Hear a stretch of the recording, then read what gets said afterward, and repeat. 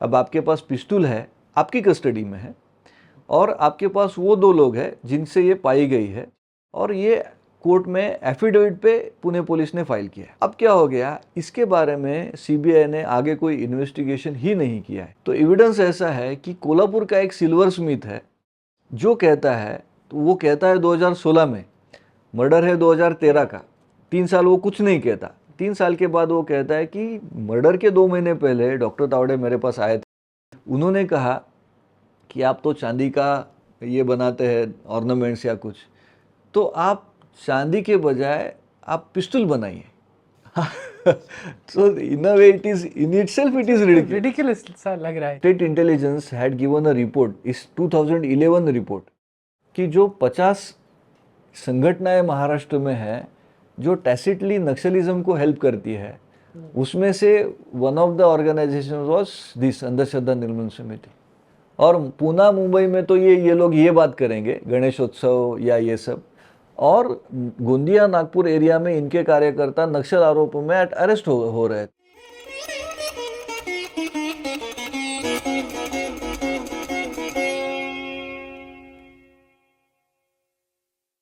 नमस्ते, संगम टॉक्स के एक और एपिसोड में आपका स्वागत है। मेरी कॉन्वर्सेशन आज एडवोकेट वीरेंद्र जी के साथ है। नमस्कार वीरेंद्र जी। नमस्कार।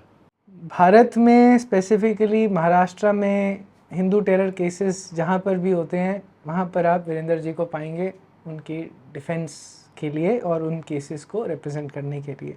इसी तरह के एक केस है दाभोलकर का, आप सबको याद होगा। उनका मर्डर हुआ था 20 अगस्त 2013 को। तो वो केस अभी कंक्लूजन पे है, कुछ ही दिनों में उसका फाइनल जजमेंट आना है। ये वीडियो हम जजमेंट से पहले रिकॉर्ड कर रहे हैं। जजमेंट किस तरफ जाएगा हमें नहीं पता, मगर हम जजमेंट वाले दिन इस वीडियो को रिलीज़ करेंगे। अब आप जब ये सुन रहे हैं तो जजमेंट आ चुका होगा। तो किस दिशा में जजमेंट जाता है उसके बाद एक और वीडियो करेंगे कि क्या दिशा नेक्स्ट रहेगी। आज हम समझते हैं पहले कि ये पूरा केस है क्या, और वीरेंद्र जी क्या डिफेंड कर रहे हैं, सीबीआई का क्या रोल है, उन्होंने क्या चीज़ें गलत रिप्रेजेंट करी, नहीं करी, व्हाटएवर, ये सब पे आज हम चर्चा करते हैं। Virendra ji thank you very much. तो पहले तो थोड़ा बैकग्राउंड से शुरू करते हैं। महाराष्ट्र में तो दाभोलकर को और ये जो सारे कनेक्टेड केसेस हैं, पंसारे, कलबुर्गी, गौरी लंकेश, शायद बहुत लोग जानते भी होंगे, बट नॉर्थ में और शायद भारत के और जगहों में किसी को पता भी नहीं होगा या कम को पता रहेगा। तो ये है क्या, थोड़ा बैकग्राउंड बताइए केस का पहले प्लीज़। जी, ऐसा है कि इस बैकग्राउंड के 2 लेवल मैं बताना चाहूँगा। पहला तो जो फैक्चुअल है कि कब मर्डर हो गया या क्या हो गया, और दूसरा इनको पब्लिसिटी किस तरीके से मिली है, जो एज अ सामान्य व्यक्ति अगर देखें तो कैसा है। इनके कहने से पहला मर्डर था जो दाभोलकर मर्डर आज जिसकी हम चर्चा करेंगे, ये हो गया 20 अगस्त 2013 को। फिर दूसरा केस इनका कहना है गोविंद पानसरे, ये था फरवरी 2015 में, 16 फरवरी 2015। फिर 30 अगस्त 2015 को हो गया कलबुर्गी, ये धारवाड़ कर्नाटक में जो एक शहर है, ये वहाँ पे इनकी हत्या हो गई थी सुबह। और चौथा केस है 5 सितंबर 2017 का, गौरी लंकेश का, उसके घर के सामने शाम को उनकी हत्या कर दी गई थी। तब हुआ ऐसा है कि इनका कहना है, जो भी मीडिया से आ रहा है या जो पुलिस कह रही है, तो इनमें से कहीं ना कहीं जो हथियार इस्तेमाल हो गए वो कॉमन थे, इसलिए एक ही गुट ने ये किया, ऐसे उनका कहना था। अब एक बात ये भी है कि शायद दाभोलकर थोड़े प्रसिद्ध हो सकते हैं, उनको बाद में भारत रत्न भी दिया गया था, लेकिन बाकियों के बारे में ऐसी प्रसिद्धि शायद उनकी हत्या के बाद में मिली है। तो ये एक थोड़ी सी अलग बात शायद हो सकती है। ऐसे ये थोड़ा सा बताइए, वेपन्स कॉमन थे, मतलब 2015 और 17 के बीच में 2-3 साल के पीरियड में सेम वेपन से ये सारे मर्डर हुए हैं। उनका कहना कैसे था कि उनका कहना ऐसे था, शायद हम वो ग्राफ में भी दिखाएंगे। उनका कहना था कि दाभोलकर केस में एक पिस्तौल इस्तेमाल हुई थी। दाभोलकर स्टोरी 1-2-4 लाइन में बताता हूँ पहले। उनका कहना था कि दाभोलकर मॉर्निंग वॉक के लिए उनके घर से पूना से निकले थे और चलते चलते एक ब्रिज पे आ गए, ओंकारेश्वर ब्रिज वहाँ की नदी के ऊपर का है। तो पीछे से दो युवाओं ने, जिनकी उम्र 20 या 25 के दरमियान थी, तो उन्होंने पीछे से आके भागते भागते गोली मारी और भागते भागते पीछे से चल के एक वहाँ पे पुलिस चौकी है उसी कॉर्नर पे, तो वो उसके सामने उन्होंने गाड़ी पार्क की थी, तो वो लेके वो भाग गए। तो ये दाभोलकर वाली केस है। पानसरे केस में मॉर्निंग वॉक की ही थियरी दोहराई गई, जो असल में एक मिथ है, क्योंकि दाभोलकर और पानसरे और उनकी पत्नी और उनकी डॉटर इन लॉ ये सभी एक ही बिल्डिंग में तो रह रहे थे, लेकिन शायद कुछ अनबन थी। ये Mr and Mrs Pansare had gone outside to have breakfast, तो ब्रेकफास्ट करके वापस आ रहे थे, फिर सेम दो लोग एक गाड़ी पे बैठे, एक छोटी गली से ये चलते जा रहे थे, तो पीछे से आए, दो लोगों ने गोली मारी और वही गाड़ी लेके आगे से भाग गए। पानसरे फैमिली की जो हाउस मेड है वो वहीं पे रास्ते पे दरवाजे के सामने खड़ी थी, तो उन्होंने पूरा इंसिडेंस एज इट इज़ देखा है। तो दो लोग थे। ये दूसरी केस है। फिर ये जो कलबुर्गी केस है, तो वो तो एक और इंटरेस्टिंग चीज़ है। उसमें क्या ये कहते हैं कि somebody knocked the door early in the morning. Kalburgi क्योंकि प्रोफेसर थे, तो बच्चे स्टूडेंट्स उनको मिलने आया करते थे, तो उनकी पत्नी को लगा शायद ऐसे कोई आया होगा, और उन्होंने जाके देखा तो एक युवा सामने खड़ा है और कलबुर्गी साहब फ़ोन पे वहीं रूम में हॉल में घूमते घूमते बात कर रहे हैं। तो पत्नी ने पूछा आपको क्या चाहिए, तो बोले हमको उनसे बात करनी है। He just indicated, she went inside in her kitchen. उसके बाद में धमाका हो गया। तो असल में सवाल ये उठता है कि अगर उनको मारना ही था तो why he would wait, he would straight away shoot and run away, but then he thought to create a witness to show his face to the wife, and then he that is something for the case to argue and all those things, but that was third case. And Gauri Lankesh case में शाम को वो वापस आ गई, गाड़ी park कर रही थी, तो एक हेलमेट पहने आदमी ने उनको गोली मारी है और ये सीसीटीवी में आ गया है। अब जिस व्यक्ति ने हेलमेट पहना है और कांच पूरी बंद है, तो आप उसको कैसे आइडेंटिफाई कर सकते हैं, ये एक सवाल है जो शायद उनको ही उसका जवाब देना होगा। तो ये 4 केसेस में उनका कहना ये था कि दाभोलकर की शरीर से जो कार्ट्रिजेस और वहाँ पे जो बुलेट्स मिली, तो वो टैली होती है पानसरे केस से। अच्छा। और पानसरे केस में 2 पिस्तौल इस्तेमाल हुई। For the sake of just understanding it, let us call it पिस्तौल ए, पिस्तौल बी, दैट वे। ठीक है। सो पिस्तौल ए was used in Dabholkar murder case. They said pistol A and a new pistol, pistol B, was used in Pansare murder case. And this pistol B was later on used in Kalburgi and Gauri Lankesh case. And therefore they said कि all these 4 murders are linked together by the same group. Then it came to with the same ideology. Then it came to with the same motive. Then it came to with the same agenda. Anti-Hindus and to killing anti-Hindus, and therefore it is this is case of Hindu terror. So this way it has expanded. अब इसमें इसको एक alternative, एक parallel रास्ते से इसको हमें समझना होगा। थोड़ा पीछे जाके फिर वापस आना है, फिर दाएं जाना है, फिर बाएं आना है, ऐसा थोड़ा सा है।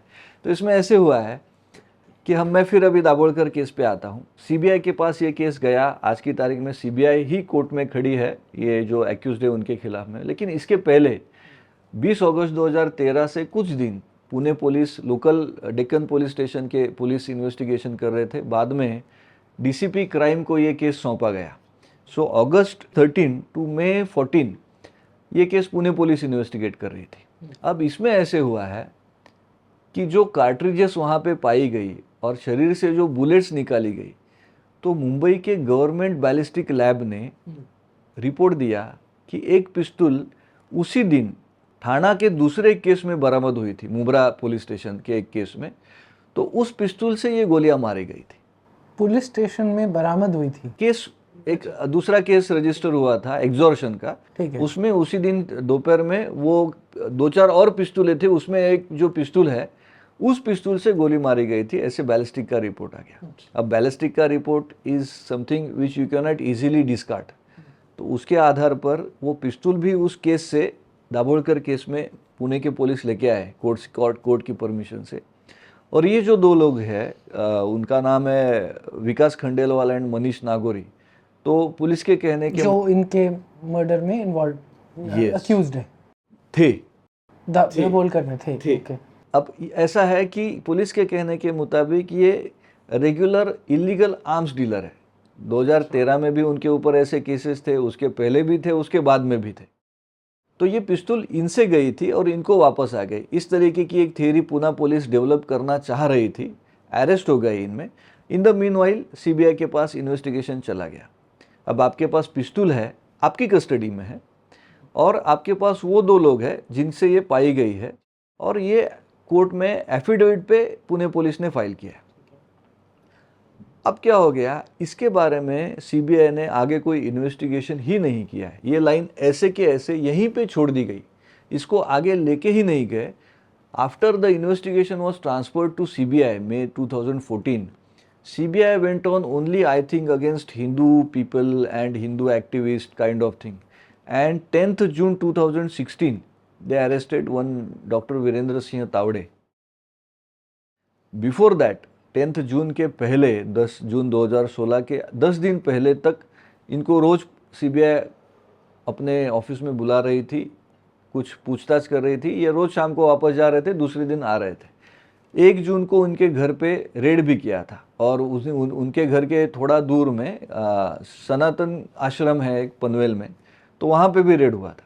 अब मिला क्या था, तो उनकी डायरी मिली थी जिसमें उन्होंने आज मेरी क्या गलतियाँ हो गई, या मैंने क्या करना चाहिए था, मैंने क्या नहीं किया, जर्नल, जैसे डेली वो जर्नल। यस। और मोबाइल के कुछ एम्प्टी बॉक्सेस मिले थे। तो ये छोड़ के असल में कुछ जिसको हम इनक्रिमिनेटिंग कहे या कुछ मर्डर से कनेक्टेड कहे, ऐसे कुछ भी नहीं मिला था। अच्छा। So he was arrested and within 3 months chargesheet was filed against doctor Tawde. अब ये थ्योरी लेके आई सीबीआई कि एक सारंग अकोलकर और विनय पवार ऐसे 2 सनातन संस्था के वर्कर थे जो एब्सकॉन्डिंग है, जो उनके कहने के मुताबिक मडगांव में जो गोवा में एक ब्लास्ट केस हुआ था 2009 का, जिसमें 6 लोग एक्यूज थे, 6 के 6 सेशन कोर्ट और हाई कोर्ट दोनों से एक्विटेड है आज की तारीख में। एनआईए का केस था, एनआईए सुप्रीम कोर्ट गई ही नहीं है। तो सीबीआई का कहना था उसी केस में ये 2 लोग वांटेड है, तो ये 2 लोगों ने ये मर्डर किया।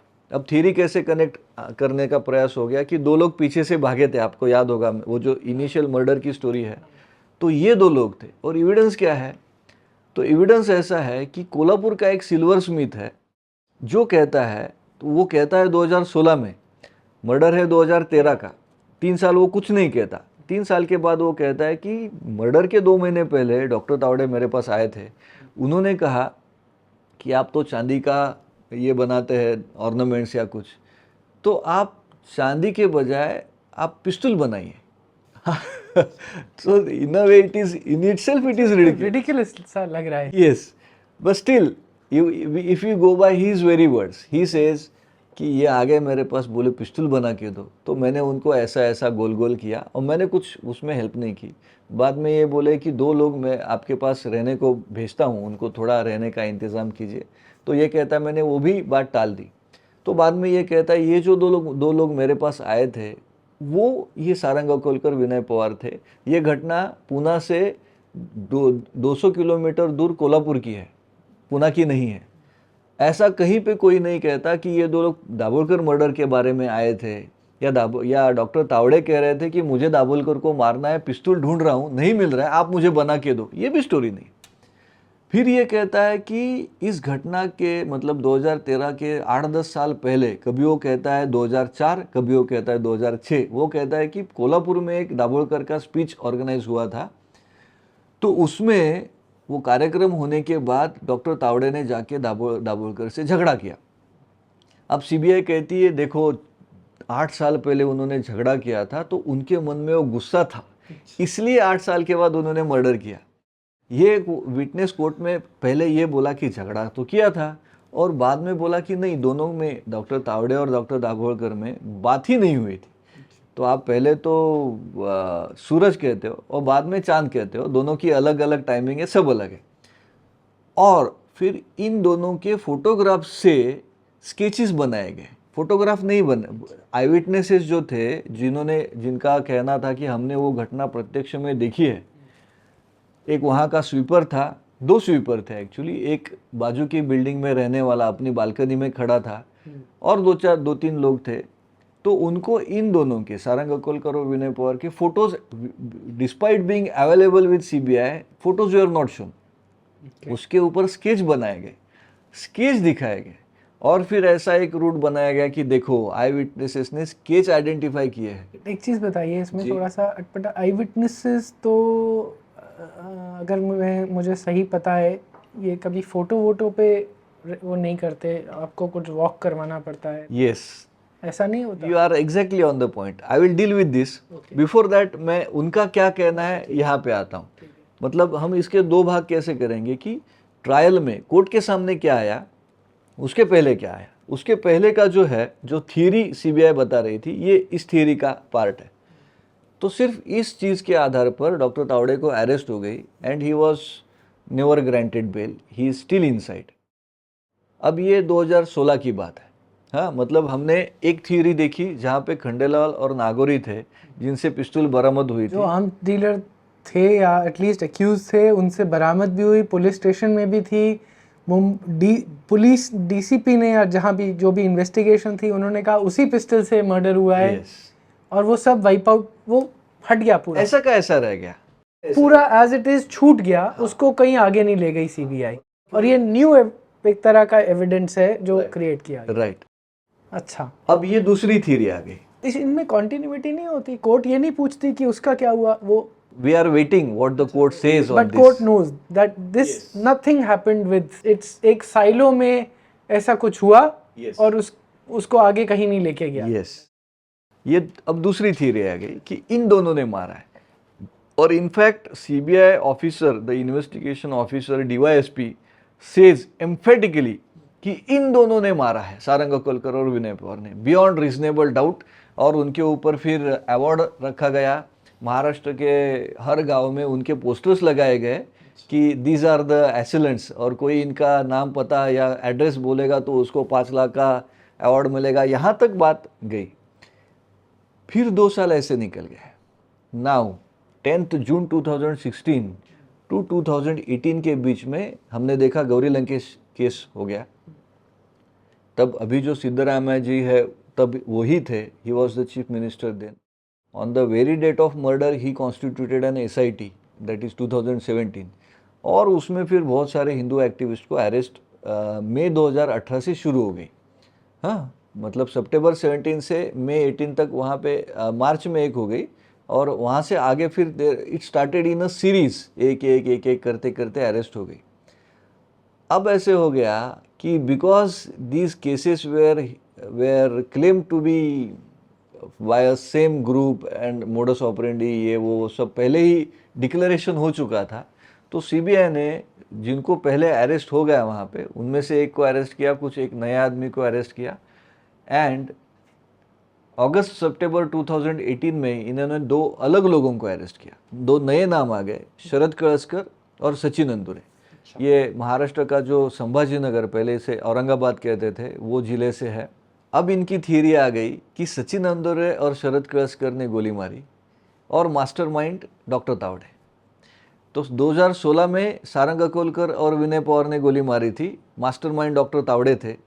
2 साल में नाम बदल गए, मास्टरमाइंड वही रह गए, लेकिन सारा सचिन अंदुरे और शरद कळसकर ने गोली मारी। अब इनके खिलाफ एविडेंस क्या था? तो ये बोले जिन्होंने वो स्केचेस पहचाने थे सारंग अकोलकर और विनय पवार ने, इन्हीं 2 आई विटनेसेस ने अभी इन दोनों के फोटो पहचाने। Now I will come to your point. Photo identification कब माना जाएगा? जब आपको एक्यूज्ड पता नहीं है, या जैसे एक जगह पे कुछ हो गया, एक समझिए एक फैक्ट्री में कुछ हो गया, और जो जिस विक्टिम के बारे में कुछ हो गया, फॉर एग्जांपल एक रेप केस है या मॉलेस्टेशन का केस है, और कोई नई लड़की वहाँ पे आई थी, उसको फैक्ट्री के अंदर के कोई आदमी ही पता नहीं।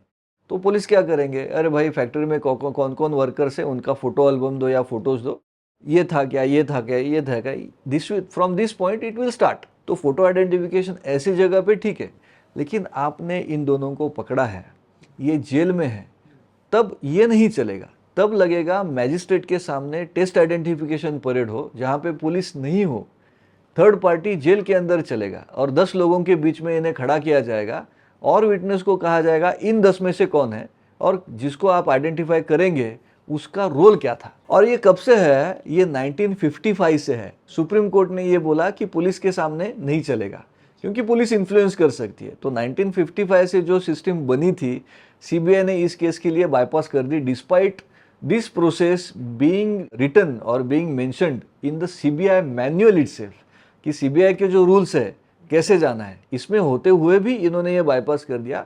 सोली I have argued this in the court, I said because CBI knew कि ये दोनों प्लांटेड विटनेसेस है, अगर ऐसे कहीं जेल में जाके 10 लोगों में से एक को पहचानना है तो ये किसी को नहीं पहचान सकेंगे, इसलिए ये नाटक रचा गया कि फोटो आइडेंटिफाई कर दो। अब फोटो आइडेंटिफिकेशन में भी एक विनय केड़कर करके, एक मिनट वापस आएंगे। ये जो विटनेसेस जो हैं ये मतलब कौन है कि उन्होंने एक बारी सारंग कोलकर को देखा, विनय पवार, दूसरी तरफ अलग अलग शहरों में इन्हीं विटनेसेस ने इनको देखा एक ही शहर में, पुणे का। अच्छा, ये सारे पुणे। हाँ, ये पुणे की केस। तो ये कॉमन विटनेस कैसे हैं? Who are these people? I will tell. अब ये जो उनका कहना है कि ब्रिज के ऊपर हो गया, तो ब्रिज के सही सामने के रास्ते में एक अपार्टमेंट है। ये अपार्टमेंट में दूसरे माले पे एक आदमी मॉर्निंग वॉक करके ही आया था और वो अपना remaining exercise he was doing there. So he says I heard fire cracker sounds. Common man may not differentiate between a arms shooting sound and this sound. So he was right to that extent. He can be right. But then he says, I heard 3 sounds and then I looked back. And then I saw a person had fallen down and 2 persons were running back. तो पहली theory ये है कि भाई मैंने 3 आवाज और 3 ही गोलियां मारी गई है। तो जो शॉट्स फायर हो गया है वो 3 ही है। तो 3 मैं ऐसे था, सुनने के बाद मैंने वापस देखा तो ऑलरेडी फायरिंग हो गया है। ये पहली थ्योरी आती। फिर ये कहता है कि 2 लोगों ने नहीं, अपार्टमेंट से ब्रिज पे देख रहे हैं ऊपर से, और ये कह रहे हैं कि दोनों के सर पे क्लैरिटी टोपी से है। दिख रहा है इनको? नहीं सर, अच्छा, दोनों के सर पे टोपी थी और वो गोल मुसलमानों की टोपी नहीं है, वो जो बेसबॉल या क्रिकेट की टोपी रहेगी उसको सामने ये रहेगा, तो वो वाली टोपी है। अब सवाल ये उठता है कि भाई दूसरे ऊपर से देख रहा है नीचे, और किस एज का है उसकी आई साइट? मतलब मुझे तो अगर आप दिखाओगे मुझे तो देखने को मिलता नहीं है, मेरी तो दूर का विजन इसके बिना शायद दिखेगा भी नहीं, but may be he was wearing, I don't no. Okay, nevertheless आपको ऊपर से टोपी पहने हुए आदमी का चेहरा कैसे दिखेगा? वो नहीं दिख सकते आप, स्पेशली आप फोटो में अगर रिकग्नाइज कर रहे हो तो बहुत ही अजीब सी बात है। फिर तीसरी बात वो कहता है, एक बार वो कहता है कि मैंने जब देखा तो ऑलरेडी एक आदमी पड़ा था और ये 2 लोग भाग रहे थे, तो उसने फायरिंग नहीं देखा। हाँ, फिर वो कोर्ट में कहता है कि इन दोनों में से जिसने वाइट कैप डाली थी उसने गोली मारी थी, दोनों ने नहीं मारी थी। अच्छा, बट उसने तो देखी नहीं थी फायरिंग। एग्जैक्टली। और फिर उसके बाद वो फिर कहता है कि दोनों ने गोली मारी और जो कोर्ट के सामने वो 2 है। तो आप, और ये हम मतलब कोर्ट में जो होता है ना, आपने वो पिक्चर में भी देखा होगा कि सरकारी वकील पहले सवाल पूछेगा, वो उनकी साइड आ जाएगी, फिर डिफेंस लॉयर पूछेगा, उसमें जो क्रॉस एग्जामिनेशन हो जाएगा। तो ये जो 3 थियरीज आई है, ये हमारे सवाल पे नहीं आई है, वो सरकारी वकील पूछ रहा है वहीं पे आ गई है। मतलब कोर्ट इस पे उठा क्या बोलती है? कभी तुम ये बोल रहे हो, कभी ये बोल रहे हो, ऐसा कोर्ट में नहीं होता। फिर वो कहता है कि वो वाइट कलर का जर्किन पहना था, फिर वो कहता है नहीं वो ब्लू था, फिर वो कहता है नहीं वो अलग था। ये जब फोटो उसने आइडेंटिफाई किए, ऐसे सीबीआई कह रही थी, this is last week December 18, arrest हो गए इन दोनों को अगस्त और सितंबर 18, तो 3 महीने तो कुछ नहीं किया सीबीआई ने। और बाद में जब फोटो आइडेंटिफाई किए, ऐसा सीबीआई कहती है, तो ये आदमी जो दूसरे माले पे खड़ा है, विनय केड़कर इसका नाम, उसको तो 2 लोगों के फोटो दिखाए ही नहीं, सचिन अंदुरे का फोटो ही नहीं दिखाया, सिर्फ शरद कळसकर का दिखाया। और उसके शरद कळसकर के फोटो के पीछे उसने लिखा है अपने हैंड राइटिंग में, अभी 5 साल हो गए, क्योंकि 2013 से 2018 की बात है, 5 साल हो गए, डिस्टेंस भी बहुत था, टाइम भी बहुत गया है, therefore I am unable to exactly identify. तो आप 2018 में फोटो आइडेंटिफाई नहीं कर पा रहे और 2023 में आप आदमी आइडेंटिफाई कर पा रहे हो 9 साल के बाद, 10 साल के बाद, ये कैसे संभव है? ये अनरिलायबल है, ये आप मान नहीं पाएंगे। So the same person from the same apartment saw both the shootings? Yes. तो दोनों शूटिंग्स उसी ब्रिज पे हुई हैं, उसी ब्रिज के पास। तो पहले ये बोलता है जो, और फिर वो कहता है कि ये फोटोज और वो स्केच वो रिजेंबल करते हैं। रिजेम्बलेंस इज डिफरेंट, उसके जैसा दिखता है एक बात है, और वही है, दूसरा कोई नहीं, इज द ओनली वन। क्योंकि आप एक को आप मर्डर के केस में आप फांसी लगाओगे तो रिजेम्बलेंस के आधार पर कैसे लगाएंगे? तो ये यहाँ की ये स्टोरी। मैं गंजा हूँ, मेरे को रिजेंबल किसी और से, मोगैम्बो से रिजेंबल करता हूँ। एग्जैक्टली तो ये वाला केस है। तो ये पहला विटनेस है। दूसरा विटनेस है किरण कांबळे। अब ये पहले जब पुलिस ने पूछा तो बोला मैंने कुछ नहीं देखा। ये जो दूसरा विटनेस है ये भी दोनों में है? ये भी दोनों मतलब दाभोळकर केस में और ये सारंग अकोलकर विनय पवार का फोटो देखने, स्केच देखने वाला है, और सचिन अंद्रे और शरद कळसकर का देखने वाला। अच्छा, अलग अलग सेट ऑफ एक्यूज्ड। ओके। हाँ, तो ये उन्होंने वहां पे भी विटनेस है। अब इसकी situation, but the second one also is a witness in both sets of, yes, both cases with the two sets of people. 2 sets of people, same case. ठीक है। अब इसका क्या है, 20 अगस्त को अगर ये वहां पे था तो उसका स्टेटमेंट उसी दिन रिकॉर्ड होना था। हाँ, तो उसका स्टेटमेंट हो गया 2 सितंबर को। मतलब 20 अगस्त 2013 की जगह कब हुआ? 2 सितंबर 2013। अच्छा। तो आपको है ना उसमें इम्प्रोवाइज करने का रूम मिलता है। Normally courts will frown down upon such things कि जितना डिले है, अगर वो एक्सप्लेन नहीं हो पाया कि भाई हाँ आप एडमिट थे, आपको दिल का दौरा पड़ा हुआ देख के आप ही खुद बीमार आईसीयू में थे, तो आपका स्टेटमेंट कब ले, इसलिए लेट हो गया, एक्सेप्टेड। ऐसा कुछ नहीं है। ये एडमिट करता है कि पहले तो मैंने पुलिस को ना बोला था, मैंने कुछ नहीं देखा। बाद में पुलिस ने देखा कि भाई म्यूनसिपैलिटी के पास किसका डेली अटेंडेंस वहाँ पे है सफाई के लिए, तो इसका है। अच्छा, ये सफाई कर्मचारी? ये सफाई कर्मचारी। फिर उसको बुलाए, फिर शायद ऐसे हो गया कि उसको बोला है तू था उधर, तेरा अटेंडेंस रजिस्टर में है, तो अभी तू ना बोलेगा तो देख तेरा जॉब चला जाएगा। ऐसा शायद बिटवीन द लाइंस कुछ है, तो ये चीज़ आई है। तो फिर ये बोलता है कि हाँ मैं था, मैंने ये देखा। इसने आप ये दोनों विटनेसेस के बारे में एक चीज़ क्या आती है देखिए, इन ह्यूमन क्या है कि ये कहता है कि मेरे 20-25 फुट सामने मर्डर हो गया, मैं उधर गया, लेकिन मैंने कोई मदद करने का प्रयास नहीं किया। वो आदमी मरा था ऐसे मुझे लगा, तो मैं वहाँ से उठ के चाय पीने गया। मेरे साथ उसके साथ उसकी एक कोवर्कर थी मीरा चकाले करके, तो हम चाय पीने गए। बीच में रास्ते में पुलिस स्टेशन आता है, मैं जाके पुलिस को बताया, नहीं किया, इन्फॉर्म भी नहीं किया। 100 नंबर पे फ़ोन करने का प्रयास नहीं किया। मैं जहाँ पे चाय पीने गया उन लोगों को बताया ऐसे ऐसे हुआ है, नहीं हुआ। ये क्यों नहीं हुआ है? क्योंकि वो था ही, अगर वो तो होगा ही नहीं वहाँ पे तो ये करेगा ही नहीं। ये तरीके से वो हो गया है, और ये खुद एडमिट करता है कि उसे मेमोरी लॉस का प्रॉब्लम है। ये दोनों लोग कहते हैं कि इमीडिएटली आफ्टर द मर्डर उन्होंने स्केच बनाए थे। अब स्केच क्या बनता है? स्केच बनता है, पुलिस रिलीज कर देती है, और फिर उस स्केच के आधार पर कोई पकड़ा गया या जो भी कुछ है। अभी देखिए बेंगलोर ब्लास्ट हो गया तो कुछ स्केचेस या कुछ इनिशियल इमेजेस तो आ गई थी। इन दोनों के इंस्ट्रक्शंस पे जो स्केच बने हैं वो पुलिस ने कभी रिलीज ही नहीं किए, बिकॉज पुलिस देमसेल्व्स न्यू कि ये तो बोगस है भाई, ये जो स्केच बनाएंगे सामने लोगों के सामने क्या लेके जाएंगे इसको। तो यहाँ तक इन विटनेसेस की क्रेडिबिलिटी है। तीसरी बात दोनों के बारे में, ये चाय पीने गया, केळकर नहाने गया, वो नहाया, ब्रेकफास्ट किया, ऑफिस जा रहा था, फिर नीचे उतरा, देखा तो पुलिस आई है, तो ये आके बोला कि ऐसा ऐसा हुआ। तब बोला पूरा विटनेस आदमी गिरते हुए देख लिया, सब कुछ कर लिया, कोई पुलिस को नहीं किया, बस देखने के बाद अपना नहाने वहाने चले गए। बहुत बढ़िया आदमी है। तो अब ये केळकर क्या कहता है कि वहाँ पे एक लेडी कांस्टेबल थी, लेडी पुलिस थी, मैंने उसको बताया, जबकि जिसने एफआईआर की है जो कहता है कि मैं वहाँ पे नाकाबंदी के लिए था, वो कहता है कि केळकर ने मुझे बताया। तो एक मेल पुलिस कहता है कि केळकर ने मुझे बताया, जबकि केळकर कहता है कि मैंने किसी मेल पुलिस को नहीं बताया था, वहाँ पे एक लेडी थी, मैंने उसको बताया। केळकर ये भी कहता है कि ये जो आदमी है कांस्टेबल, ये जो जिसने एफआईआर किया था उसका नाम है रानगट, RANGAT, रानगट। तो ऐसा कोई आदमी मैं पहचानता ही नहीं। रानगट कहता है मैं तो 2 दफ़े मिला हूँ, मैं तो उसके घर भी गया हूँ। केळकर कहता है कोई ऐसा पुलिस मेरे घर में नहीं आया था। तो there are so many contradictions. दोनों एडमिट करते हैं कि अंधश्रद्धा निर्मूलन समिति वाले हमें मिले थे, अप्रोच किए थे। कांबळे तो कहता है कि मैं तो उनको जानता हूँ, और कोर्ट में गवाही जब चल रही है तो लंच टाइम खाना खाने जाते थे, तो मैं उनके साथ खाना खा के आता था। तो इतना क्लोजनेस किस कारण है भाई? इसका एक्सप्लेनेशन नहीं आया है।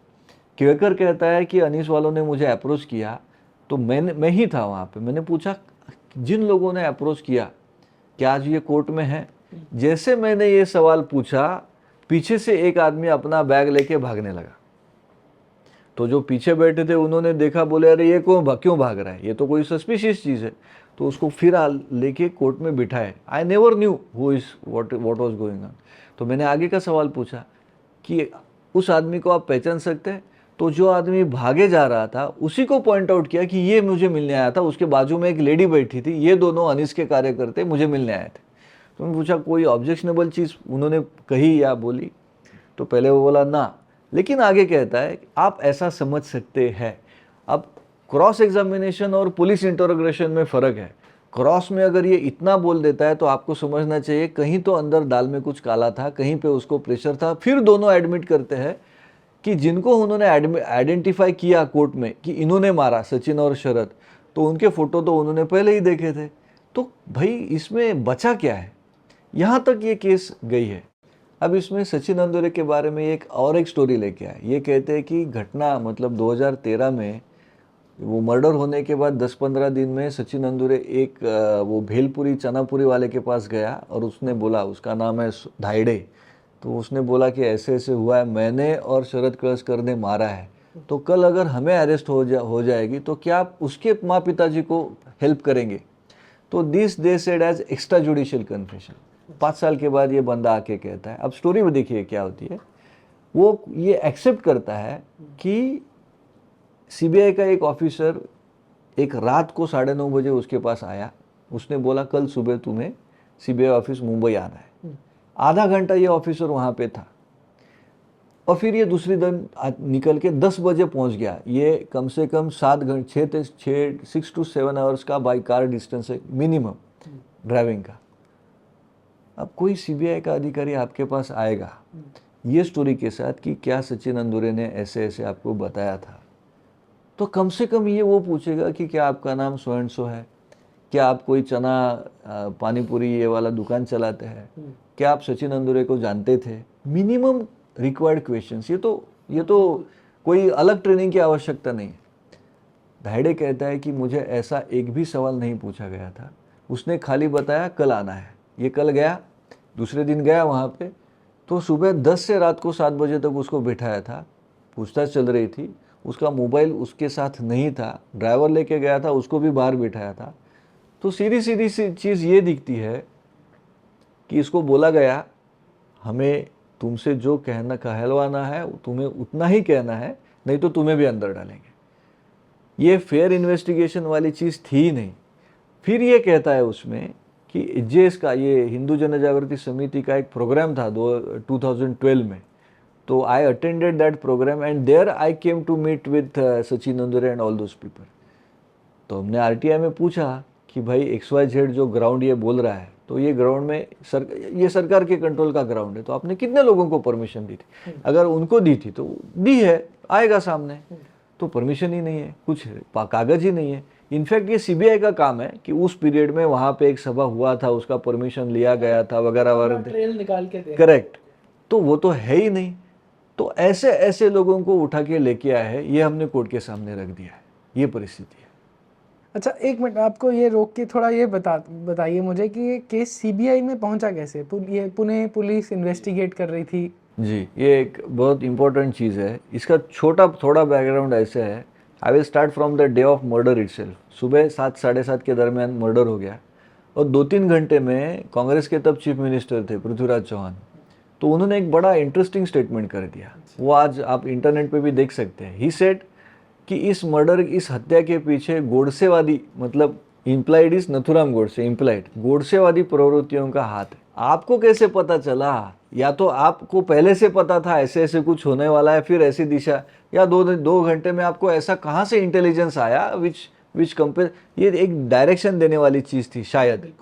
अब दूसरा ऐसे हो गया कि जैसे ये इन्वेस्टिगेशन चालू हो गया, खंडेलवाल नागौरी वाला सब हमने ये देखा, तो ये 2 लोगों ने कोर्ट के सामने ये कह दिया कि एटीएस वाले हमें कह रहे हैं कि 25 लाख हम आपको देते हैं, हम जो बोले ऐसा लाइन पे इन्वेस्टिगेशन लेके जाइए। तो जैसे ये कोर्ट में कहा गया, वो इन्वेस्टिगेशन वहीं पे रुक गया। ये एक दूसरी लाइन है, लेकिन इसका एक कंट्रोवर्सी हो गया। और इससे बड़ा कंट्रोवर्सी हो गया ये तहलका में जो पहले थे आशीष खेतान, बाद में आप में चले गए और कहाँ है अभी पता नहीं। तो आशीष खेतान तब के जो कमिश्नर थे पूना के, गुलाबराव पोळ, उनको मिलने गए थे। उसका स्टिंग ऑपरेशन आपको अभी भी शायद एबीपी या किसी चैनल पे यूट्यूब पे मिलेगा। तो गुलाबराव पोळ उनको कहते हैं कि हाँ एक ठाकुर करके है, रिटायर्ड पुलिस है, तो उसके शरीर में दाभोलकर आते हैं, प्लानचेट वाली स्टोरी। और दाभोलकर कहते हैं कि मुझे सनातन वालों ने ही मारा। तो ठाकुर जहाँ भेज बोलता था, जिनको इन्वेस्टिगेशन करना बोलता था, हम तुरंत पुलिस भेज देते थे। तो आशीष खेतान वो ठाकुर को भी मिले। अच्छा, ये कोई वो आशीष खेतान किसी को मिलते थे जिनके शरीर में दाभोलकर आता था, और उसका वीडियो भी आपको मिलेगा। इंटरेस्टिंगली ये ठाकुर नाम है, लेकिन उसके घर के दीवार में एक यीशु ख्रिस्त का बड़ा जिसके शरीर में वो आता था। हाँ, अच्छा, यीशु तो का सनातन का नाम शायद इसी कारण आ गया, पता नहीं, लेकिन वो फिर उनके बदले में आके तो क्या हो गया, इसका बवाल हो गया। और फिर एक केतन तिरोडकर नाम के पत्रकार ने हाईकोर्ट में पिटीशन फाइल कर दी कि investigation should be transferred to CBI. By virtue of high court orders this was transferred. लेकिन इसके पीछे का कुछ कंट्रोवर्शियल बैकग्राउंड ये सब है। ऐसे इसको भी इन्वेस्टिगेट करना चाहिए था, ये भी होना चाहिए। हो सकता है ये क्रिश्चियन मिशनरीज वालों ने जो है इन्होंने करवाया हो हिंदू टेरर दिखाने के लिए। क्योंकि सनातन संस्था कन्वर्जन रोकती होगी क्योंकि महाराष्ट्र में। आपने एक मिशनरीज का नाम लिया तो थोड़ा सा हटके है, लेकिन आप देखिए भीमा कोरेगांव में एक स्टैन स्वामी का नाम आया था। हाँ जी। He was an aged person. He was a missionary, officially belonging to their something church and all those things. अब सवाल ये आता है कि वो जेल के अंदर he died. He was in jail. He was then transferred to some missionary hospital. अब सादा सवाल ये है कि भीमा को आप मालेगांव में साध्वी प्रज्ञा सिंह पकड़ी जाती है तो आप कहते हैं देखिए साध्वी है, फिर ये है, फिर वो है, फिर वो शंकराचार्य जी का भी नाम उसमें आता है, तो वो सैफरन टेररिज्म होता है। तो एक भाई चर्च से रिलेटेड आदमी पकड़ा जाता है तो ये वाइट टेररिज्म नहीं होगा? लेकिन ये कोई नहीं बोलेगा, इंटेलेक्चुअल टेररिज्म, ये वही बात है। इनफैक्ट वो एक अलग इन्वेस्टिगेशन का पोर्शन है, इसमें इसके ऊपर एक अलग हम वीडियो करना चाहेंगे, मैं आपको सजेस्ट करूँगा। स्टैन स्वामी कोरोना के पीरियड में मुंबई के जेल में थे, लेकिन आइसोलेशन में थे, एजेड थे। जब वहाँ से ट्रांसफ़र हो गए, मैंने कोई ऐसा डॉक्यूमेंट नहीं देखा, ना कोर्ट का ऑर्डर देखा कि when he was transfer shifted from jail to a church run hospital he was already infected by corona, ऐसा कोई कहीं नहीं कह रहा है। मिशनरी हॉस्पिटल में आने के बाद का एक दूसरा पास्टर या मिशनरी कोई, उसके साथ का एक फ़ोटो है ट्विटर पे जिसमें वो मास्क नहीं है, he is lying on a bed, Stan Swamy, और ये दूसरा ऐसा उसके साथ सेल्फी ले रहा है, उसको भी मास्क नहीं है। Then he dies in hospital by corona. तो जेल के अंदर कोविड नहीं था, बाद में कैसे हो गया? Whether that was another conspiracy कि ये वाइट टेररिज्म का कहीं थ्योरी आ जाएगा, उसके पहले ये स्टोरी ख़त्म कर दे, इसका इन्वेस्टिगेशन शायद होना चाहिए। ये हम एक हिंदू एक्टिविस्ट ने इसके ऊपर खत भी लिखा है एनआई को कि kindly investigate this, but I don't know whether it has gone to any logical end, but this stands, ये ऐसा है।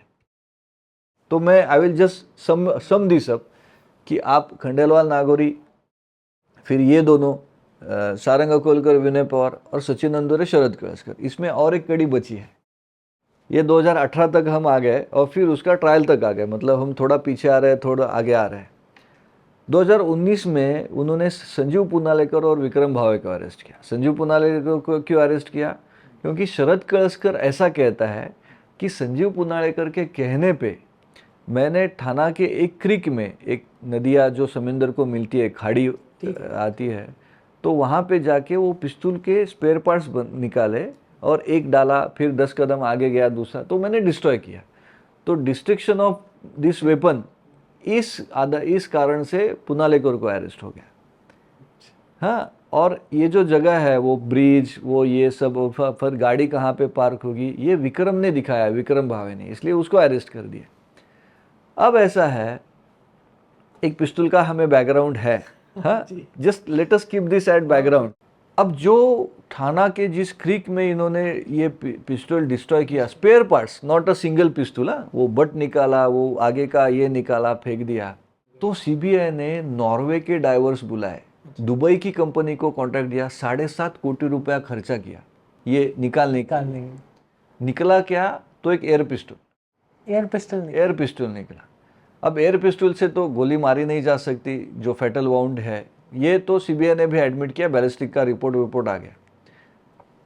इन द मीनवाइल सीबीआई ने इस केस में unlawful activities prevention act invoke किया था, टेरर केस है करके, दाभोलकर को मारना एक टेरर केस करके।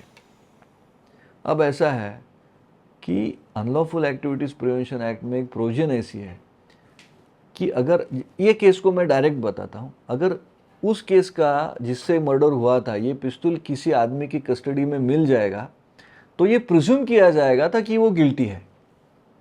अब ये प्रिजम्पशन किसको एप्लीकेबल होता है? खंडेलवाल नागौरी को। ये प्रिजम्पशन होते हुए भी इनको क्लीन चिट दिया गया है, और शरद कळसकर ने जहाँ पे वो फेंका, ऐसा ये कह रहे हैं, वहाँ पे तो कुछ मिला ही नहीं है, लेकिन यही आरोपी है, ऐसे रटा जा रहा है।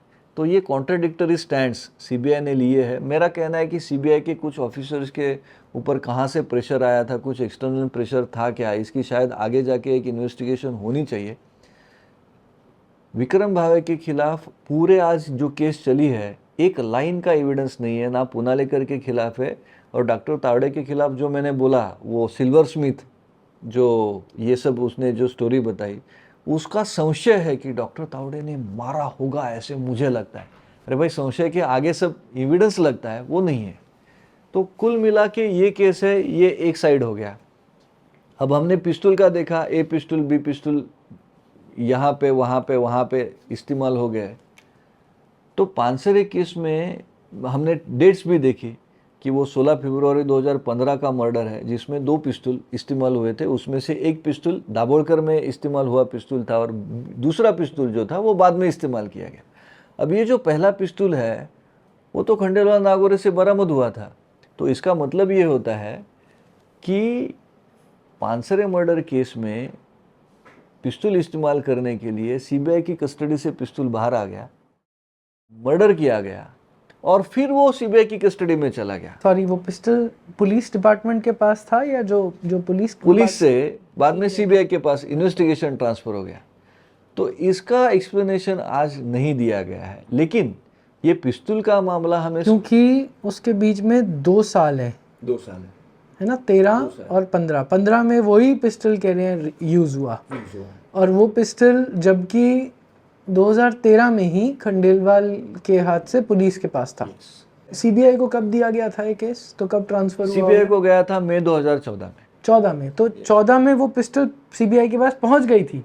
कमाल है। तो पानसरे केस में किसी सीबीआई के अधिकारी को पहले अरेस्ट होना चाहिए था ना भाई। बट ये कोर्ट क्वेश्चंस पूछती है, ये या सिर्फ प्रेजेंटेशन होती है और कोर्ट को डाउट आता है जज क्या को? होगा, मैं आपको बात बताता हूँ। मतलब ऐसा नहीं होता, नहीं, ये लास्ट आर्गुमेंट में होगा ना। हमेशा अंत में सत्य की जीत होती है, हम वो ये लाइन पढ़ते हैं, लेकिन अंत में बीच तक क्या होता है, ये होता है। ये वाली स्टोरी है। अब इसके साथ में 2 और स्टोरीज मतलब रियल स्टोरीज मैं कहना चाहूँगा।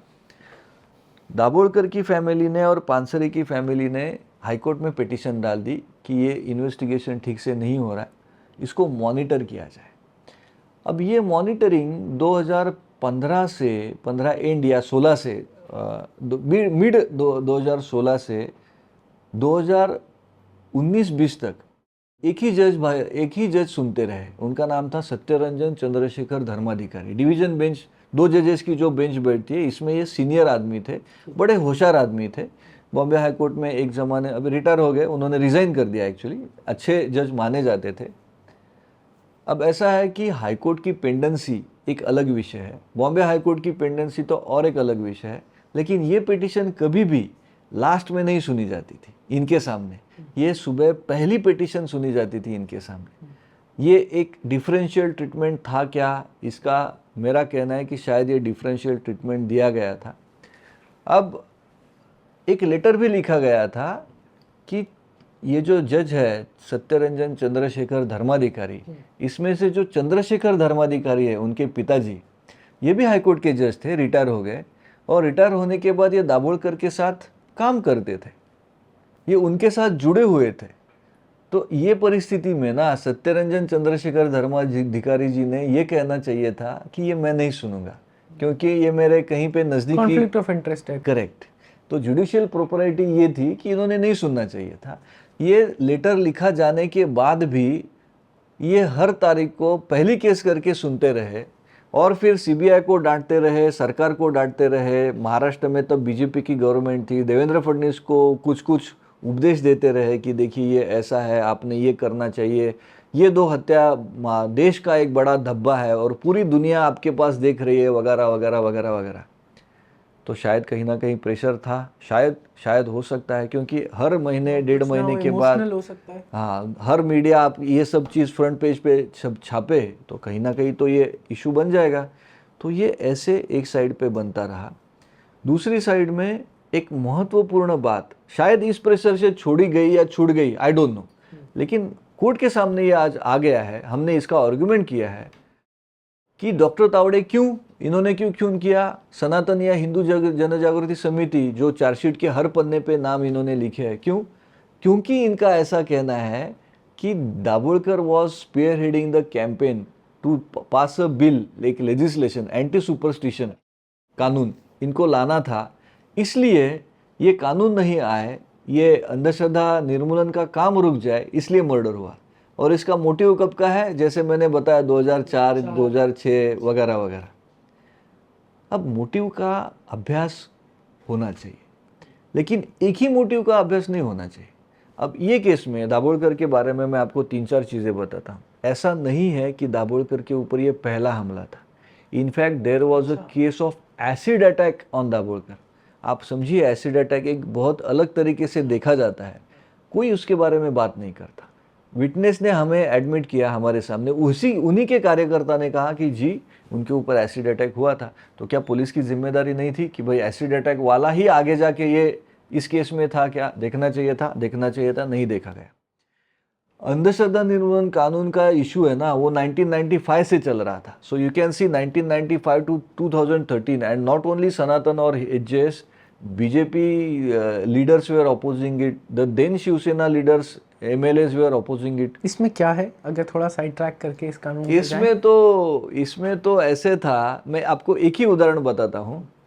इसमें ऐसे था कि श्रद्धा और अंधश्रद्धा का डिफरेंशिएशन करने का प्रयास था, लेकिन उनके चश्मे से, एक नास्तिक के चश्मे से ये डिफरेंशिएशन था। तो एक प्रोविजन था उसमें जो इन लोगों के, ये जो हिंदू जनजागृति समिति या ये वारकरी संप्रदाय, ये जो खड़े रहे इस बिल के विरोध में, तो उसके कारण वो निकाला गया। ये प्रोविजन ऐसे था कि मूर्ति के सामने पशु की बलि दी जाएगी तो वो अपराध माना जाएगा।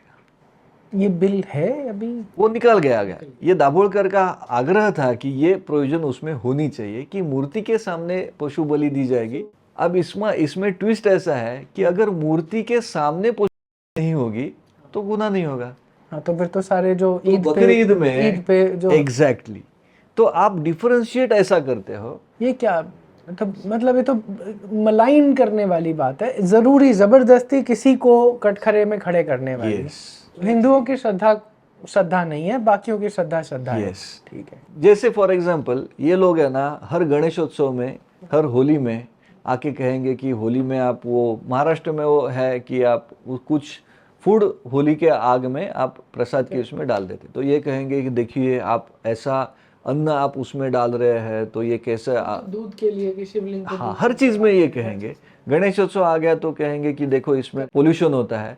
तो एक दिन समझो आप पूना ले लेंगे, तो पूना में नॉर्मल पोल्यूशन अगर आप पकड़ेंगे तो वो for example it will go to 5000 ton. Ganeshotsav में गणपति की मूर्ति आप विसर्जन करेंगे तो एक दिन का कितना हो जाएगा, और वो भी गोबर से बनी हुई। कोई भी लीजिए, प्लास्टर ऑफ पेरिस की लीजिए, कितना पोल्यूशन हो जाएगा, 5 ton, 10 ton, 15 ton, 20 ton.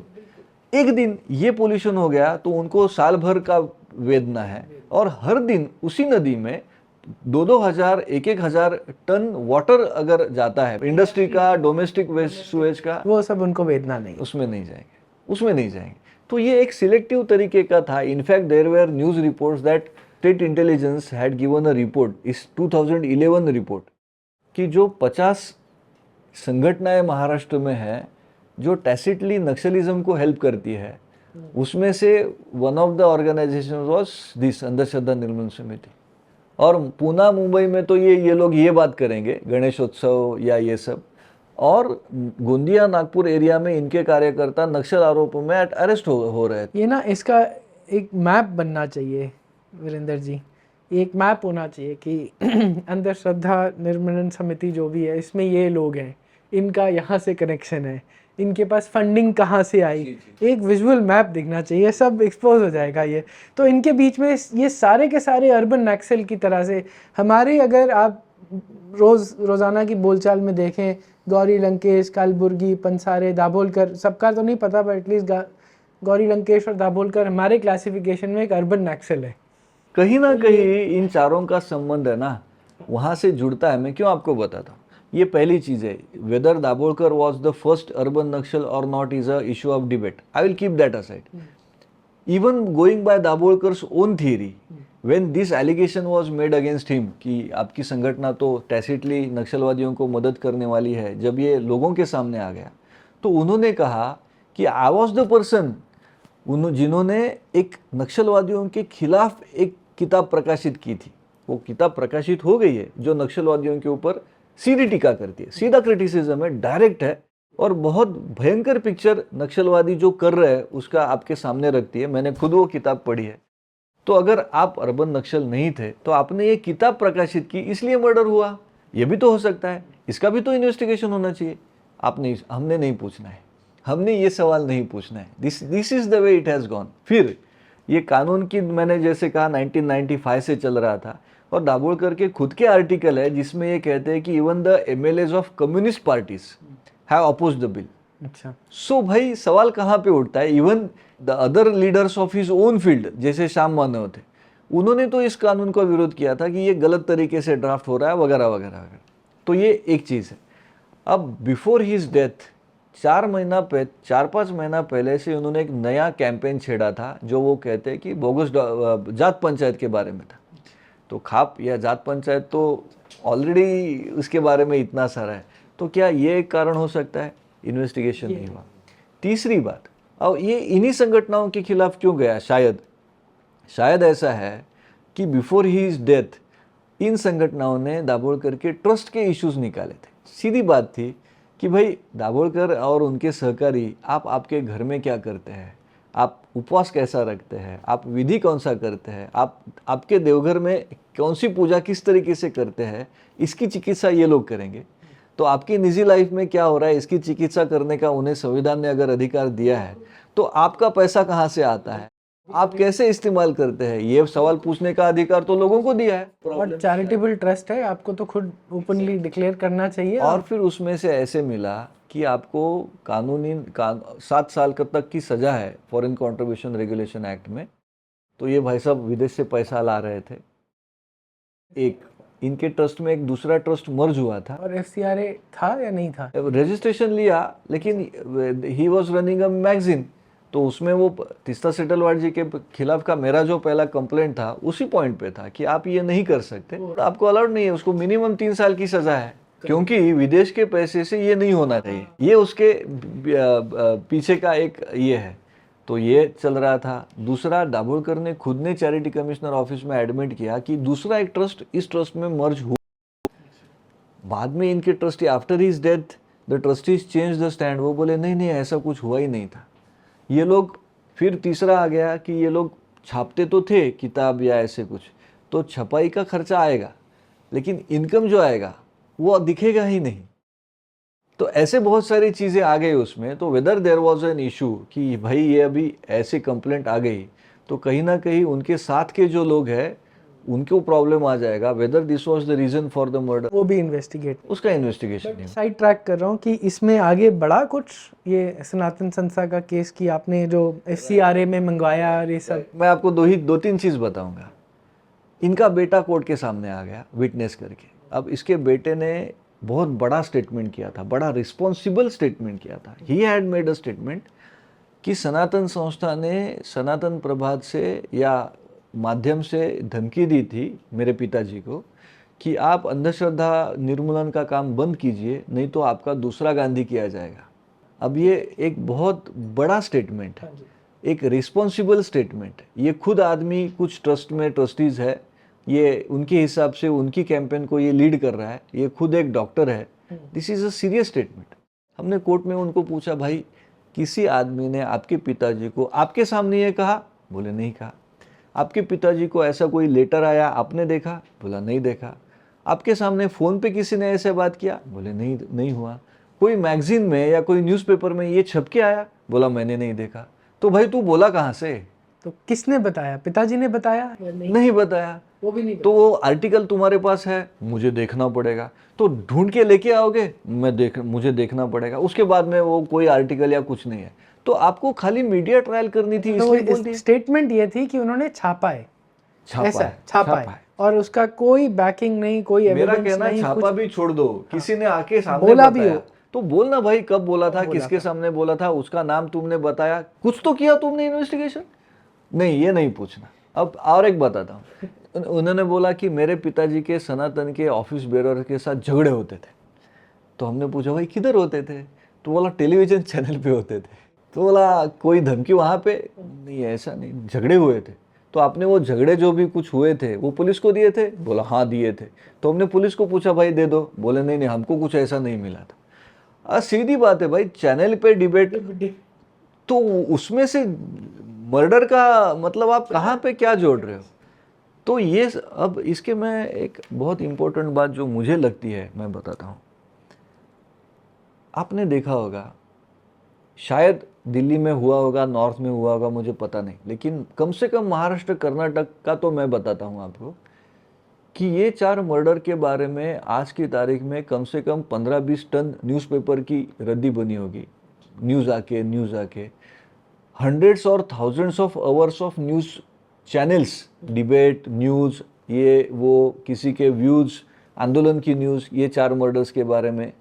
Award ऑप्सी की कैंपेन चली थी, ये 4 मर्डर्स के बारे में हुआ है। मेरा खुद का कहना है कि मर्डर कभी भी जस्टिफाइड नहीं हो सकता। Never, violence we can not justify, but then selective pains of a society for some murders is not acceptable. मैं आपको एक सीधा सवाल पूछूंगा और शायद मैं दर्शकों को भी पूछूंगा, आप सोचिए, आप जवाब दीजिए या आपके मन में इसके बारे में कुछ मंथन होने दीजिए कि 4 मर्डर्स के बाद हाईकोर्ट सुनते जाता है, सुप्रीम कोर्ट सुनते जाता है, मीडिया वो बात करते रहती है कि ये नेता इसके ऊपर बात करते हैं, बात होनी चाहिए, नो प्रॉब्लम। बट और ये क्या है, ये थियरी क्या है कि कुछ हिंदुत्ववादियों ने कुछ साम्यवादी या समाजवादी विचारवंतों के मर्डर किए। Let us accept this theory for the sake of arguments कि ठीक है ऐसे कुछ हुआ। तो भाई दूसरी साइड भी तो देखनी पड़ेगी कि कुछ हिंदुत्ववादियों ने कुछ समाजवादी या साम्यवादियों के मर्डर कर दिए, नॉन जस्टिफाइबल। तो साम्यवादियों ने कितने मर्डर किए, इसका भी तो हिसाब लगाना पड़ेगा। तो मैंने ये देखा, ये मेरा खुद का रिसर्च है, शायद मेरे से ज़्यादा आपके पास या वाचकों के पास रहेगा। विकिपीडिया पे आप देखिए, मैं पूरे साम्यवादियों की बात नहीं कर रहा हूँ, यहाँ पे मैं सिर्फ नक्सलवादियों की बात करता हूँ। तो नक्सलवादियों ने भारत में मारे हुए लोगों की संख्या आज की तारीख में 14,000 से ज़्यादा है। ये 14,000 लोग कौन थे? ये सामान्य ट्राइबल्स थे, आदिवासी थे, ये सरपंच थे, ये पुलिस थे, ये सिक्योरिटी फोर्स के लोग थे, ये MLAs थे, ये मिनिस्टर्स थे। आप मुझे बताइए, हम हर 4 दिन के बाद न्यूज़ पढ़ते हैं कि कम्युनिस्टों ने, नक्सलवादियों ने मारा, जीप उड़ा दी, बम लगाया, ये किया वो किया। हमारी वो संवेदना नष्ट कर दी गई है, हमें कुछ नहीं लगता। ये पढ़ने के बाद हमें कुछ भी नहीं लगता। लोगों को लगेगा तो सिर्फ वो 4 मर्डर के बारे में लगेगा। ये जो है ना, मैं इसके विरोध में खड़ा हूँ। आपको सिस्टमेटिकली डिसेंसिटाइज किया जाता है उन 14,000 लोगों के बारे में, और आपको सिस्टमेटिकली सेंसिटाइज किया जाता है इन 4 केसेस के बारे में। मेरा कहना है this is nothing else but another form of terrorism which is intellectual terrorism and I am standing against it। तो कहना चाहिए लोगों ने कि भाई ये भी और वो भी दोनों मापो, नहीं मापेंगे। In fact then I came to realize, this is I am telling my own realization, then I came to realize कि कम्युनिज्म अलग दिखाया जाता है, कम्युनिस्टों को अलग दिखाया जाता है और नक्सलवादियों को अलग दिखाया जाता है। whereas नक्सलवादीज are nothing else but communist. तो हम अलग है, वो अलग है, ये दिखाने का प्रयास एक जगह पे होगा, और हिंदू टेररिस्ट हिंदू धर्म से आते हैं तो दोनों सेम है, ये दिखाने का प्रयास दूसरी जगह पे होगा। मुझे इसका विरोध है। इस केस में मैं खड़ा हूं तो कहीं ना कहीं इस चीज को तोड़ने के लिए खड़ा हूं। और बाकी केस में क्या है तो ये तो मैंने आपको बताया, ये तो हमने कोर्ट में आर्गुमेंट्स में दिया है। फिर रही बात, खैर वो एक अलग स्टोरी है कि हुआ क्या होगा दाभोलकर मर्डर में, शायद क्या हुआ होगा, ये जो दिखाया जा रहा है शायद कहीं पे फैक्ट सप्रेस्ड है। डॉक्टर ये दाभोलकर ने कहा जाता है कि बोगस डॉक्टर्स के बारे में कंप्लेंट किया था। उसमें उन्होंने ये जहाँ पे ये रानगढ़ था उनका उसका इंचार्ज था एक Arjun Sakunde, senior PI of Vishrambag police station, बाजू का पुलिस स्टेशन है, जो नाकाबंदी शायद थी ही नहीं, लेकिन ये आदमी वहाँ पे था शायद मॉनिटरिंग करने के लिए। तो ये अर्जुन सकुंडे विश्रामबाग पुलिस स्टेशन का station master, senior PI, in charge of the police station, जिसके डायरेक्ट सबऑर्डिनेट ये रानगढ़ है। दाभोलकर की कंप्लेंट इस सीनियर पीआई के स्टेशन मास्टर के खिलाफ थी कि बोगस डॉक्टर के खिलाफ जो हमने कंप्लेंट की है, ये पुलिस ऑफिसर हमें नहीं सुन रहा है। तो आप एक कड़ी इसको देखिए। फिर आप देखिए कि उस रात को दाभोलकर वहाँ पे थे जहाँ पे वो होने चाहिए, उसका कोई एविडेंस नहीं आया है। आप देखिए कि एक जो गोली है, अगर पीछे से गोली मारी जाएंगी तो तीनों गोलियां पीछे से आएंगी, क्योंकि दिस इज नेचुरल। कोई आदमी आराम से ठंडे दिमाग से 4 गोली मारेगा, लोगों ने हमें देखे ऐसे सोचेगा, ऐसे नहीं होगा। एक गोली सामने से गई है and exactly that bullet is missing, that cartridge is missing. तो सामने से गोली कैसे आती है? 3 गोली जो चली थी उसमें से 2 आप कह रहे हैं पीठ पे लगी, तो एक यहाँ से गई यहाँ पे अटकी है, एक यहाँ से गई यहाँ पे अंदर अटकी है, तो शरीर से मिल तो गई। मतलब फिर तो साइड से मारी ना? साइड से भी ओके है, सामने से कैसे? सामने से कैसे आती? और गिरे हैं तो ऐसे आगे गिरे हैं, तो सामने से गोली मारेगी तो पीछे आ जाएगा आदमी उस शॉक से। इसका एक्सप्लेनेशन नहीं है। दूसरी बात है कि वहां पे एम्प्टी कार्ट्रिजेस मिली, ये शरीर से आप बोल रहे हैं एम्प्टी कार्ट्रिजेस, 2 लाइव कार्ट्रिजेस वहां पे मिली, इसका एक्सप्लेनेशन नहीं है। ओ लाइव भी मिली? लाइव कैसे मिलेगी? या तो पिस्टल जैम हो गया, तो हाथ से आपने निकाल दी, या आपने निकाल दी मैगजीन निकाल के, तो भी विटनेस ने कहना चाहिए कि वो जो मारने वाला था वो कुछ उस पिस्टल से कर रहा था। मतलब इतना कोई आदमी खड़े खड़े मारेगा, फिर कुछ करेगा, फिर चलाएगा, फिर यस। तीसरी बात, दाभोलकर अगर नीचे गिरे तो उनको यहाँ पे लगा, उनका चश्मा टूट गया। 2 जख्म उनकी ट्राउजर के अंदर राइट शिन और राइट नी पे हुए हैं, जो पोस्टमार्टम में छुपाए गए। ये हमने कोर्ट के सामने लाया। अब सवाल ये है कि आदमी पीछे से गोली लगी तो नीचे सामने गिरा है, वो एक साइड पे गिरा है, ट्राउजर के कपड़े को कोई फटा नहीं, कुछ हुआ नहीं, अंदर जख्म कैसे आ गए? इसका एक्सप्लेनेशन नहीं है।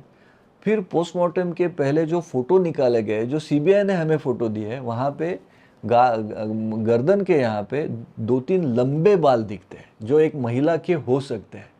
डॉक्टर कहता है वो धागा जैसा दिखता है, it's like it's not a hair, but जो भी है उस डॉक्टर ने उसको संभाल के रखना चाहिए था कि भाई ये एविडेंस है, ये क्या है आप देख लो।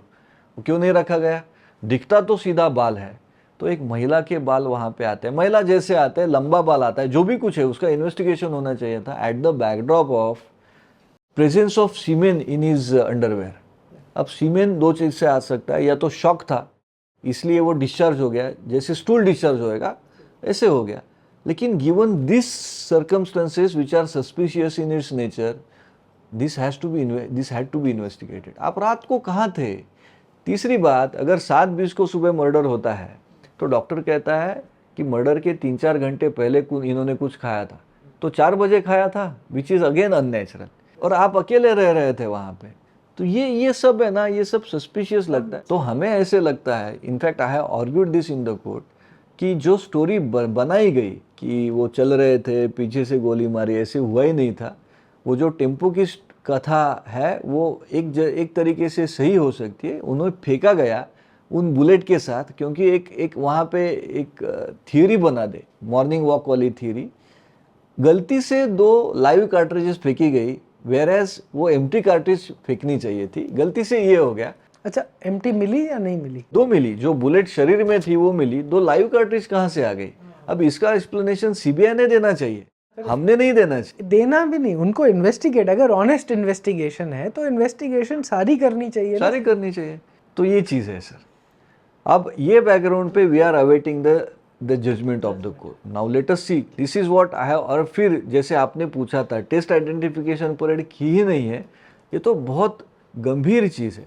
सैंक्शन लेके आए, वो भी ऐसे ही लेके आए। वो बोले विक्रम भावे के मोबाइल टावर लोकेशन वहाँ पे थे, जो कोर्ट के सामने कभी लाए ही नहीं। ऐसे सब। हाँ ये बोलिए। बताइए कि अगर मतलब इस सारे केस में इफ द कोर्ट एक्विट्स, तो क्या कुछ सीबीआई के ऊपर कुछ नहीं आएगा? कोर्ट कुछ नहीं बोलेगी कि आपने ये सब क्या किया है? सीबीआई के कुछ अधिकारियों के ऊपर आ सकता है, लेकिन मतलब आना नहीं चाहिए, ये बताइए। आना चाहिए, लेकिन मेरी सॉरी मैं इसमें राम मंदिर ला रहा हूँ, बट राम मंदिर में ये सारे जो मार्क्सिस्ट हिस्टोरियंस हैं, इन्होंने झूठ बोला था, अपने बंदे भेजे थे, कोर्ट को गुमराह करने की कोशिश करी थी, नहीं जी वहाँ बुद्धिस्ट वो हैं। ये डॉक्टर मीनाक्षी जैन के संगम टॉक्स के वीडियोस में उन्होंने बहुत क्लियरली बताया है, और कोर्ट ने फटकार भी मारी थी। मगर इसमें जस्टिस डिलीवरी नहीं होती ना। मतलब आपने एक्विट कर दिया, चलिए बहुत अच्छी बात है, वेरी नेसेसरी, 10 साल उन्होंने सबने झेला, वो एक्विट अगर हो जाएंगे तो बहुत अच्छी बात। But some accountability has to be with the CBI. It's an organisation जो पूरा मिसडायरेक्ट कर रही है, उनके ऑफिसर्स, ये सब जो खेल हो रहा है। मतलब does the court take a stand on things like this, और will it just acquit and say okay done? I will, as of now, I am more anxiously waiting about the acquittals.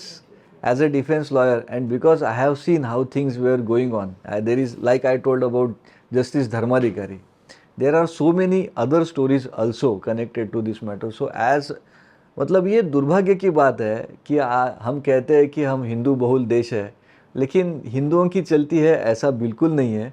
हमने ये case में इतने सारे नाइंसाफ देखे हैं कि I am, as of now I am really awaiting for the acquittals. ये बातें तो आगे देखे जाएंगे। ये हो जाए कम से कम इतना ही। हाँ, ये परिस्थिति है, ये दुर्भाग्य की बात है, बट ये परिस्थिति है। तो मेरे को आप जब सब बोल रहे थे, वो नंबी नारायण की मूवी देखी थी ना, जो इसरो के, इतना डिप्रेस्ड बाहर आया, कितने 20-25 साल शायद ख़त्म कर दिया उनका करियर पूरा। इंडिया की पूरी स्पेस ऑर्गेनाइजेशन जो कहाँ से कहाँ पहुँचने वाली थी, पूरा उसको 20-30 साल का झटका दे दिया पीछे। ये वैसी स्टोरी है, ये वैसी स्टोरी है। कौन देगा उनके 10 जो भी साल उनके निकले हैं जेलों में बैठकर? उनकी फैमिलीज ने जो सहा है। ये मैप ज़रूर कुछ बनाने की कोशिश करते हैं ताकि दर्शकों को पता चले कि कैसे कनेक्शंस हैं। ऐसा एक बार एक वीडियो, एक मैप देखा था मैंने, जॉर्ज सोरोस कौन सी ऑर्गेनाइजेशंस, ओमिदियार नेटवर्क, फोर्ड फाउंडेशन, उनके कौन बोर्ड ऑफ डायरेक्टर्स हैं, किसकी किससे शादी हुई हुई है, ये पूरा चिट्ठा एक मैप में। ऐसा ही कुछ ये नक्सलवादियों का बनाना चाहिए, अर्बन नक्सल्स का। Thank you Virendra ji. आशा है आप सबको ये इंटरव्यू पसंद आया। ये केस सब जुडिस है, इसलिए वीडियो कोर्ट के जजमेंट के बाद ही रिलीज़ होगा, तो देखते हैं क्या होता है। आशा करते हैं कि वीरेंद्र जी को सक्सेस मिले और ये सब जो आरोपी हैं एक्विट हों, और ये हिंदू टेरर का नॉनसेंस, ये बकवास बंद करना पड़ेगा। धन्यवाद।